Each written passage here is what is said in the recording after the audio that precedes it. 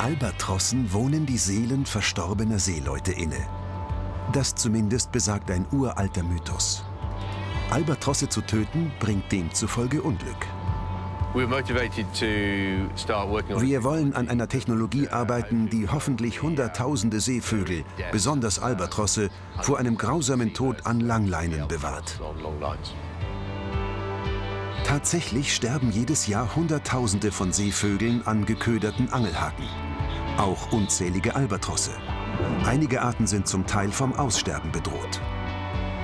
Zwei Brüder aus Großbritannien wollen die Seevögel und andere Meerestiere schützen. Ben und ich hatten das Ziel, eine Technologie zu entwickeln, die wirklich etwas verändert. Eine Technologie, die den Beifang reduziert. Unser Ziel war es nicht, schnell reich zu werden. Am Rande des Dartmoor National Parks im Süden von England lebt der Ingenieur Ben Kibble. Zu seinen Leidenschaften zählen schon immer Wissenschaft, Technik und Probleme lösen.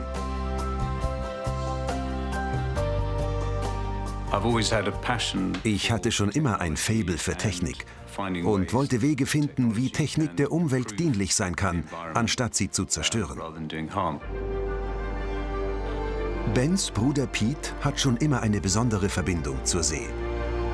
Das Schicksal der Albatrosse liegt beiden Brüdern ganz besonders am Herzen.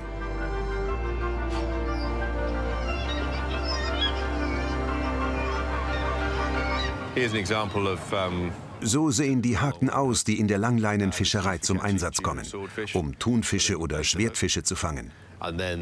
Hier kommt ein Köder drauf, dann werden sie an der Leine befestigt und ins Wasser gelassen.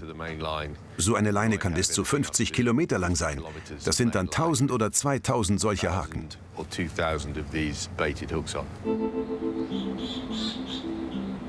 Albatrosse und andere Meeresvögel haben gelernt, dass es um die Fischerboote herum etwas zu fressen gibt. Haken um Haken lassen die Fischer vom Boot aus ins Wasser. Alle 5 bis 8 Sekunden einen. An ihnen hängen Köder wie Tintenfische oder kleine Fische, die Seevögel anlocken.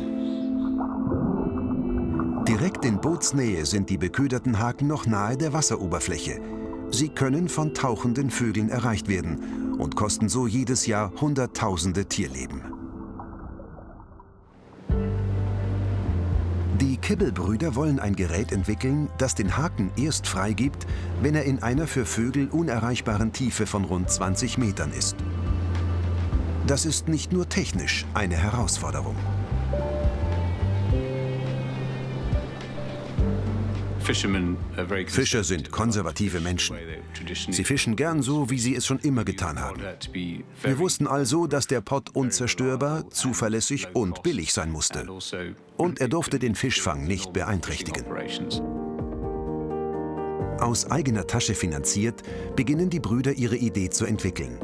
Eine Schutzhülle aus Plastik, die Haken und Vogel auseinanderhalten soll. Und so sieht der Entwurf aus. Später werden die Brüder ein Patent anmelden. Das hier ist die erste Variante. Wir nannten sie den Bait Pod. Er war viel größer als die aktuelle Version, weil er Haken und Köder umschließt. Die Größe war aber ein großer Nachteil, denn die Fischer haben keinen Platz auf einem typischen Fischkutter für Tausende davon.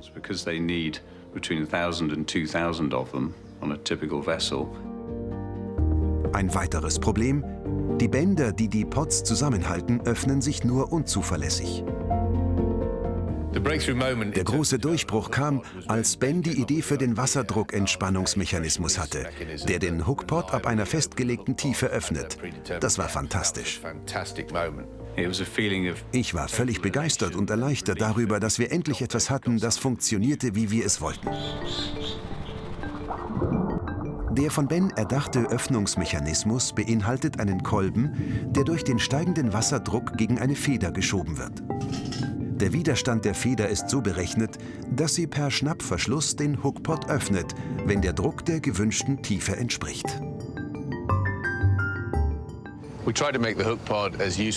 Wir wollten den Hookpod für die Fischer möglichst nützlich, bezahlbar und praktisch machen. Ein Gewicht, hier im Inneren verbaut, stellt sicher, dass der Hookpot schnell in die Tiefe sinkt.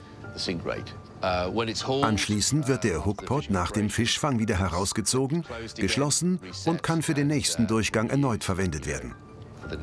Und das kann man hunderte Male so machen, jahrelang.